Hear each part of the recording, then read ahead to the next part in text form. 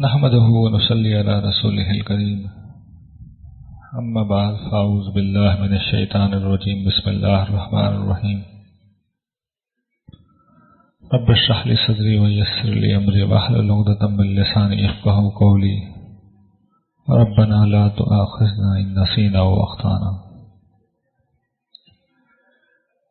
سورہ عنکبوت اور سورہ روم، یہ تیسرا جوڑا ہے جس کا ہم مطالعہ کر رہے ہیں۔ سورہ عنکبوت ہم نے پڑھ لی تھی۔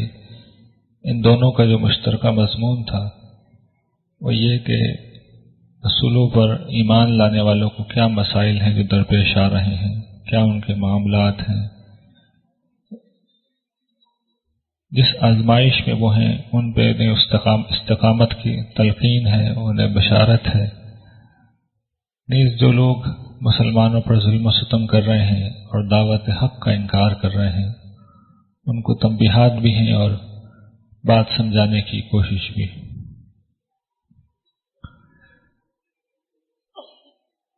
سورہ روم کا آغاز ہی ایک غیر معمولی اور عظیم پیش گوئی سے ہوتا ہے۔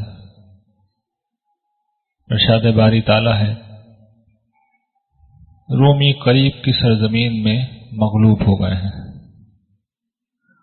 اور وہ اپنی اس مغلوبیت کے بعد چند برس کے عرصے میں جلد ہی غالب ہو جائیں گے۔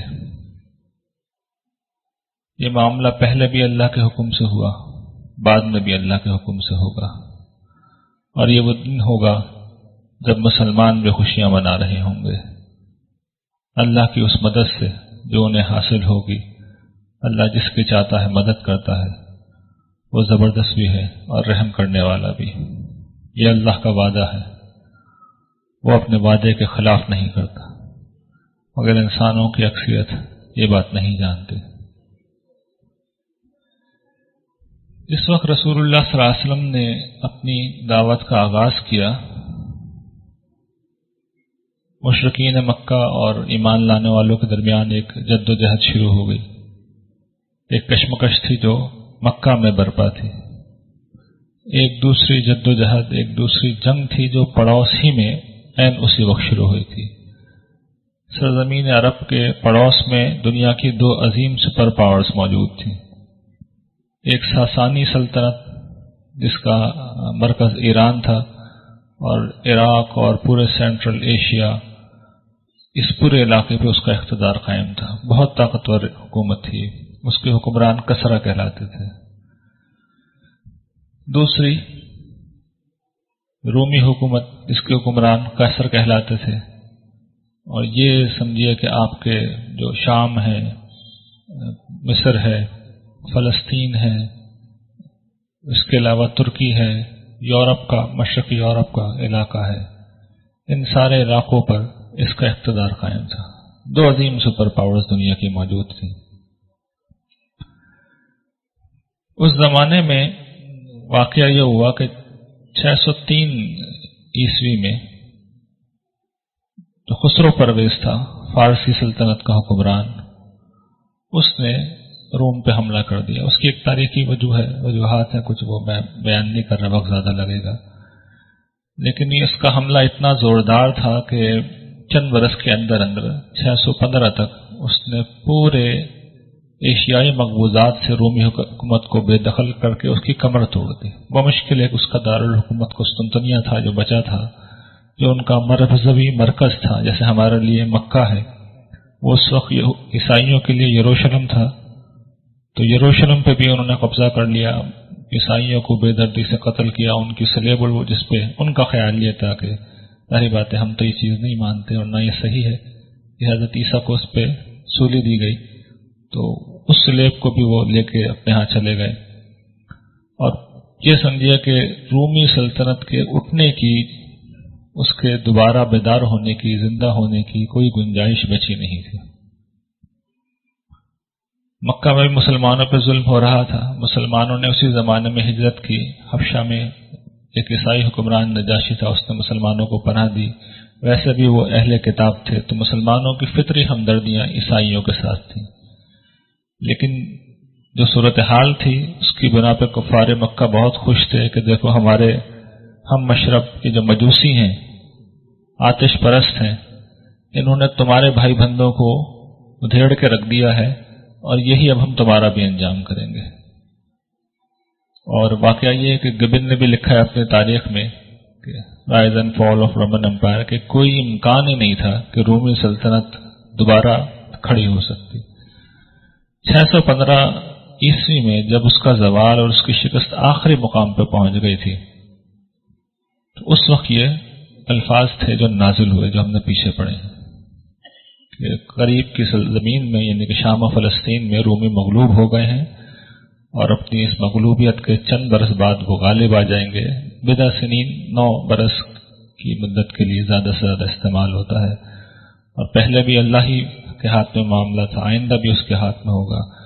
اور پھر دوسری پیشگوئی قرآن یہ کر رہا ہے کہ یہ وہ وقت ہوگا جب مسلمان بھی اللہ کی مدد سے ملنے والی، اس کی نصرت سے ملنے والی ایک فتح پہ خوشیاں منا رہے ہوں گے، اور پھر اللہ تعالیٰ موقت کرتے ہیں اپنی بات کو کہ یہ اللہ کا وعدہ ہے، اللہ اپنے وعدے کے خلاف نہیں کرتا۔ یہ بات مسلمانوں کے لیے اتنی یقینی تھی کہ واقعہ آتا ہے روایات میں کہ حضرت ابوبکر نے جا کے ایک شرط لگا لی ابی بن خلف نامی ایک کافر سے کہ 10 اونٹ کی 3 سال میں رومی غالب آ جائیں گے۔ رسول اللہ صلی اللہ علیہ وسلم کے پاس آ کے بتایا تو آپ نے کہا بضع سنین کے الفاظ ہیں تو 3 سال کو 9 سال کر لو، اور یہ شرط پھر 100 اونٹوں کی ہو گئی، اور 9 برس بعد 100 اونٹوں کی یہ شرط ہو گئی 10 اونٹوں سے۔ 9 برس بعد پھر یہ واقعہ ہوا، 615 میں یہ پیشگوئی ہوئی تھی، اور 624 میں ٹھیک 9 برس بعد یہ واقعہ ہوا کہ رومی حکومت کا سربراہ جو نیا بنا تھا اس وقت ہرقل، اس نے معجزانہ طور پر قیصر کی ان فتوحات کو پیچھے دھکیلنا شروع کیا اور ایک ایک کر کے اپنے سارے مقبوضات واپس لے لیے۔ 624 عیسوی میں جو ان کی فتح کا سب سے اہم واقعہ ہوا تھا یہ تھا کہ آذربائیجان کے مقام پر اس نے ساسانی سلطنت جو فارسی سلطنت تھی اس کی پشت پہ جا کے حملہ کیا، اور ان کا جو مرکزی مقام تھا جہاں پہ ان کی مقدس آگ جلتی رہتی تھی اس آتش کدے کو برباد کر دیا، اور پھر اس نے پیدر پہ شکستیں دی۔ اور یہ ٹھیک وہی وقت تھا جب جنگ بدر میں اسی سن میں 624 میں مسلمانوں کو جنگ بدر میں کفار کے خلاف فتح حاصل ہوئے۔ تو یہ وہ واقعہ ہے جو قرآن نے پہلے ہی اس کو بتا دیا تھا، اور اس کے ٹھیک 9 برس بعد وہ پورا ہو گیا۔ آپ اندازہ کر سکتے ہیں کہ یہ کتنی غیر معمولی پیشگوئی تھی، کوئی انسان بھی تصور نہیں کر سکتا اس کا کہ وہ کھڑے ہو کر فیوچر کے حالات کو اتنے متعین طریقے پہ بیان کر دے۔ یہ صرف اللہ پروردگار ہیں جنہوں نے چیلنج کے انداز میں ایک بات کہی اور یہ کہا کہ یہ میرا وعدہ ہے اور میں اپنے وعدوں کے خلاف نہیں کرتا۔ تو یہ ایک طرح سے نشانی بھی ہے رسول اللہ صلی اللہ علیہ وسلم کی، اسلام کی، قرآن کی، اللہ تعالیٰ کی، اس کے وعدوں کی، سب کے سچا ہونے کا ثبوت بھی ہے۔ اور اس کے بعد ہم سب اس پہ بہت خوش ہوں گے کہ چلو ہمارا قرآن سچا ہے، لیکن یہی ہماری ذمہ داری ہے کہ ہم خوش ہو جائیں۔ آپ سوچئے یہ اصل میں ہم پر ایک بہت بھاری ذمہ داری ہے جو عائد ہوتی ہے۔ یہ بھی اگلی صورت ہم جب پڑھیں گے تھوڑا آگے جا کے سورہ احزاب، اس میں اللہ تعالیٰ بتا دیں گے کہ اب نبوت ختم ہو گئی ہے، فرشتے وہ بھیجتے نہیں ہیں انسانوں کے پاس، یہ آپ پہلے پڑھ چکے ہیں۔ تو اب یہ جو باقی دنیا ہے ان تک اسلام پہنچانے کی ذمہ داری کس کے پاس ہے؟ میں جواب جاننا چاہتا ہوں اس بات کا۔ نبی آئیں گے کیا؟ کوئی فرشتے آئیں گے؟ کیا طریقہ ہے؟ جن لوگوں کی یہ ذمہ داری ہے ان کے لیے کچھ سیاسی معاملات بڑے اہم ہیں، ان کے لیے معاشی معاملات بڑے اہم ہیں، ان کے لیے اپنے فرقہ وارانہ جھگڑے بڑے اہم ہیں۔ تو میں مسلمانوں سے یہی عرض کرتا ہوں کہ یہی کچھ یہودیوں نے کیا تھا، اور ہم پڑھ چکے ہیں کہ اللہ تعالیٰ نے اس جرم کی پاداش میں ان کے اوپر وہ لوگ چڑھائے تھے جنہوں نے یہودیوں کو لاکھوں کی تعداد میں مارا تھا۔ آپ ابھی میں نے وہ واقعہ بیان نہیں کیا ہے حضرت یونس علیہ السلام کا۔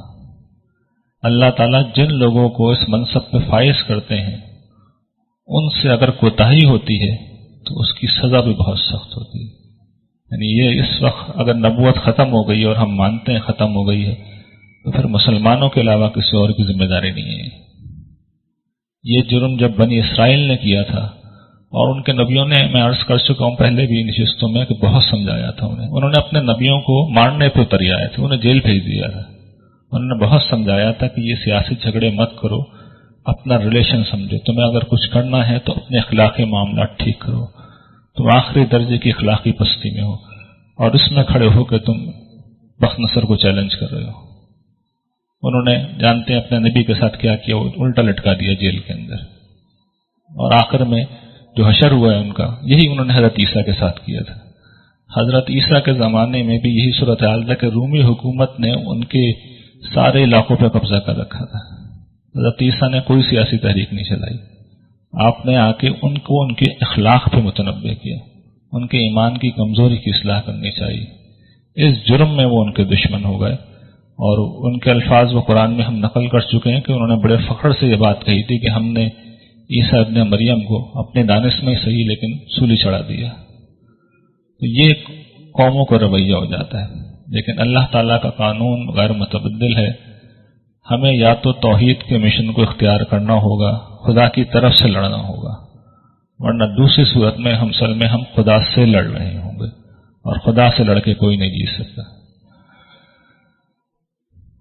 اگلی بات آیت 8 سے 29 تک جو بیان ہو رہی ہے وہ دعوت رسالت کے دلائل ہیں، انذار ہے، تبشیر ہے۔ اس پہ ہم جو کہ بہت تفصیل سے پہلے بھی بات کر چکے ہیں، اس لیے میں اس کو سردست اسکپ کروں۔ اس میں بھی وہی دلائل قدرت، دلائل ربوبیت، وہ دلائل جن کا یہ کفار کسی طرح انکار ہی نہیں کر سکتے تھے، تو ساری نشانیاں ہیں جن کو اللہ تعالیٰ زیر بحث لائے ہیں۔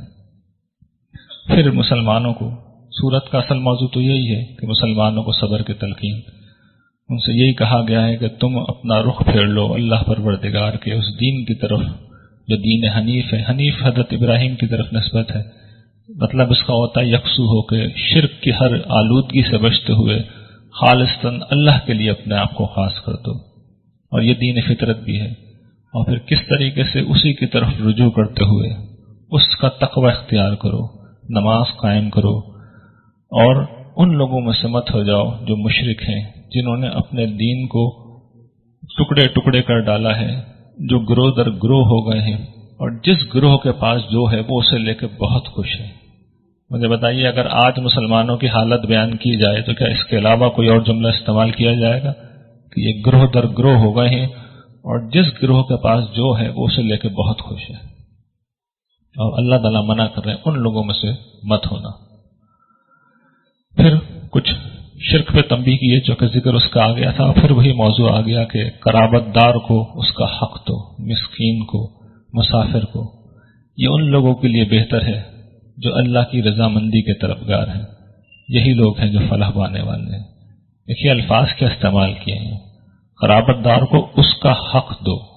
آپ دیکھ رہے ہیں مال آپ کا ہے، خرچ آپ دوسروں پہ کریں گے، لیکن اللہ تعالیٰ کہہ رہے ہیں اصل میں اس کا حق ہے۔ یہی معاملہ مسکین کا ہے، یہی مسافر کا ہے۔ تو میں نے پہلے بھی عرض کیا تھا کہ آدمی یہ تو نہیں کر سکتا کہ روڈ پہ کھڑے ہو کے اپنے پیسے لٹانا شروع کر دے، لیکن جب کبھی ضرورت مند سامنے آ جائے اور انسان کو اطمینان ہو جائے کہ یہ ضرورت مند ہے تو پھر کبھی پیچھے نہیں ہٹنا چاہیے۔ اور پھر انفاق کو روکنے والی چیز کیا ہوتی ہے؟ انفاق کو روکنے والی چیز سودی ذہنیت ہے۔ سورہ بقرہ میں ہم نے ایسے پڑھا ہے، تو پہلا حکم ہے جو یہاں پہ آیا تھا کہ دیکھو یہ جو سودی قرض تم دیتے ہو نا، لوگوں کے مال میں تمہارا روپیہ جائے اور جا کے بڑھے، اللہ کے یہاں نہیں بڑھتا۔ یہ جو زکوٰۃ تم دیتے ہو اور اس سے اللہ کی رضا چاہتے ہو، تو یہ وہ لوگ ہیں جن کے مال جو ہیں بڑھیں گے، یہ اپنے مال کو بڑھا رہے ہیں، کئی کئی گنا بڑھا رہے ہیں، اور قرآن تو بیان کر چکا ہے کہ 700 گنا تک اللہ تعالیٰ بڑھا دیتے ہیں۔ سودی ذہنیت کیا ہوتی ہے؟ ایک ڈھیلا بھی خرچ نہیں کرنا، ایک ایک پیسے سے اصل میں نے مزید پیسے جوڑنے ہیں، مزید پیسہ بنانا ہے۔ پیسہ کمانا تو خیر انسان کی ایک فطری خواہش ہوتی ہے، لیکن آدمی اگر یہ طے کر لے کہ اسے انفاق نہیں کرنا اور ناجائز ذرائع اختیار کرنے ہیں تو اس سے بری پھر کوئی لعنت نہیں ہو سکتی۔ تو سود ایک ایسا ہی ذریعہ ہے، اس کی بڑی سخت مذمت آئی ہے، اور ہم تو اب دیکھتے ہیں اس کی کیا اجتماعی خرابیاں ہیں۔ بینکوں کا سود کارٹیل موجود ہے، آپ اندازہ کر سکتے ہیں کہ 4% پہ یہ لوگوں سے پیسے لیتے ہیں 2% پہ شاید، اور 18% آپ جائیں تو قرض دیتے ہیں. تو اگر ان کی ٹرن اوور جو بلا مبالغہ ہنڈریڈ آف بلینز روپیز میں ہوتا ہے، تو آپ اندازہ کر لیجئے کہ کس طرح یہ پوری قوم کی جو خون ہے وہ نچوڑتے ہیں. پھر اللہ تعالیٰ اب اپنی نصرت کا ضابطہ بیان کر رہے ہیں کہ اس سے پہلے بھی ہم نے تم سے پہلے بھی رسول بھیجے ہیں ان کی قوموں کی طرف، ان کے پاس وہ روشن نشانیاں لے کے آئے، اور پھر ہم نے مجرموں سے انتقام لے لیا. اور یہ ہم پہ حق ہے.